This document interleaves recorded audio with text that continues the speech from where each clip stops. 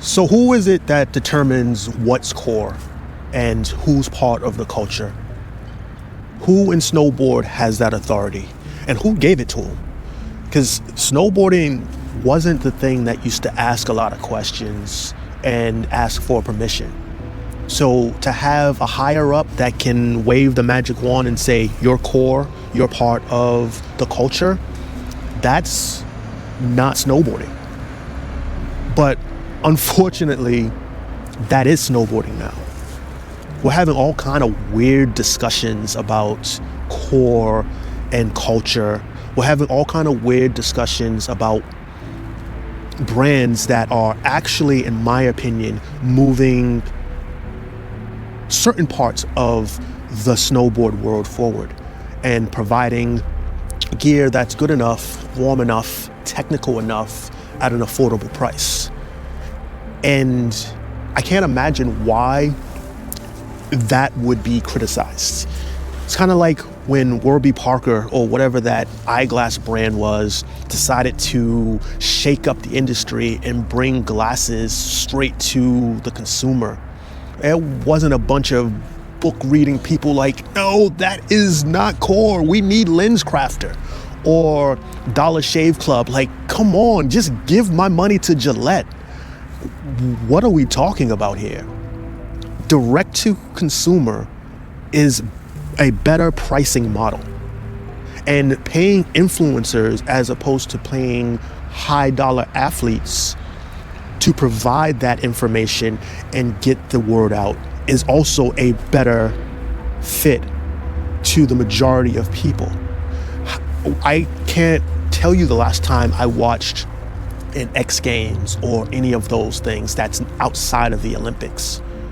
But I have watched some influencers' videos. So if a brand is trying to get their information to the market, why would they not use what is the most marketable force? And that is direct to consumer, a really good comprehensive website, and a influencer-based marketing strategy. It just makes sense. It's how we buy everything. I guarantee half the people who are complaining about dope and Montec buy on the TikTok shop. So what's the difference? I just don't get that need to be upset when we're doing something that we're supposed to be enjoying. We're supposed to be loving. It's in nature. It's snowboarding. It's sliding down a mountain at 25, 30 miles an hour. Like, you're supposed to be hooting and hollering, not griping and waving your fist at like the evil corporation that isn't even the evil corporation.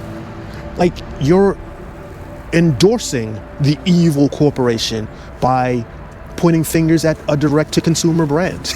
It's kind of comical.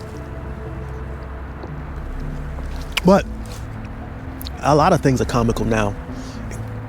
God, I'm feeling old because I just don't get these youngsters. Just don't get these youngsters. And that's what it feels like. It's a lot of youngsters. It's a high school type of mentality. I know there was a point in time where everybody seemed to snowboard and the age was getting older. I was seeing a lot of gray hair. And then all of a sudden, something changed.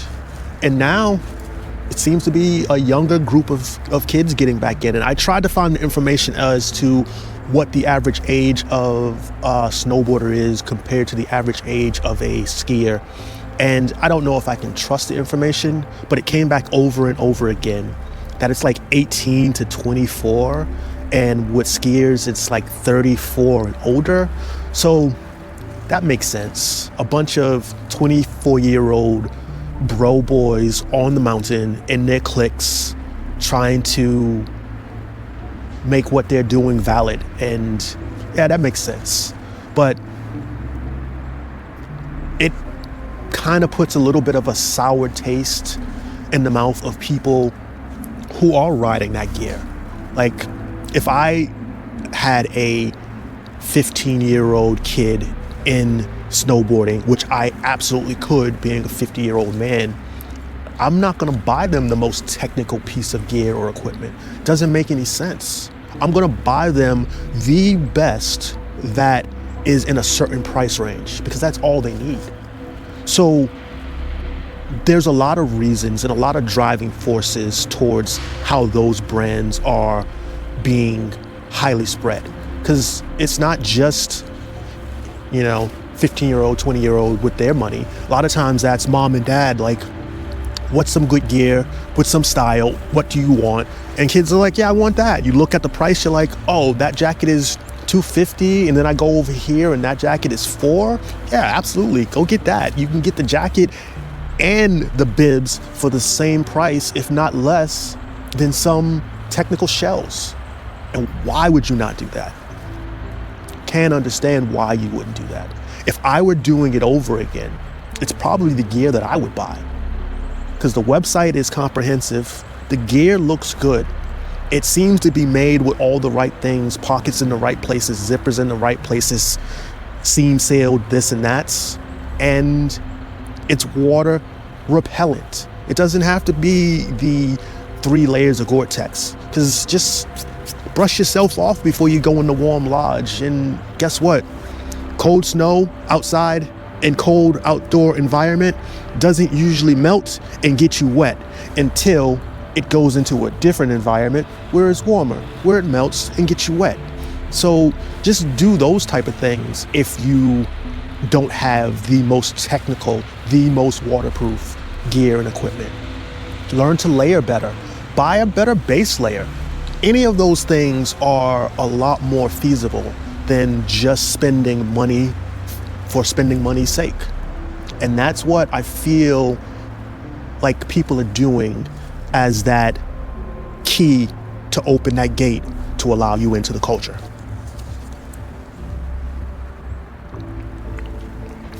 And I've never asked to be let in. I honestly, if I was in, I'd probably be asked to be let out. Because all I need to do is ride. Yeah. That's the most core thing you can do. That's the most culture thing you can do in snowboarding. Is strap on your snowboard and ride the damn thing.